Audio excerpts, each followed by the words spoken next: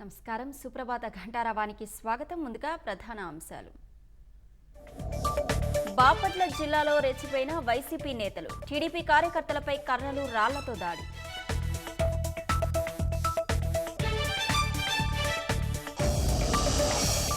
విజయవాడలో ఇల్లు దుకాణాలను వీడిన వరద. సాధారణ స్థితిలోకి జనజీవనం.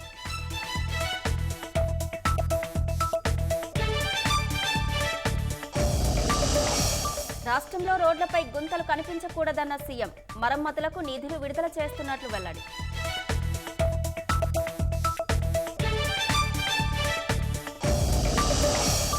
జమ్మూ కాశ్మీర్లో భద్రతా దళాలు ఉగ్రవాదుల మధ్య కాల్పులు. 2 సైనికులు మృతి, మరో 2కి తీవ్ర గాయాలు.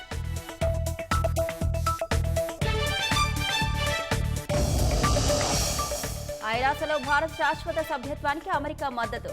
బలపరిచిన ఆ దేశ శాశ్వత ప్రతినిధి లిండా థామస్.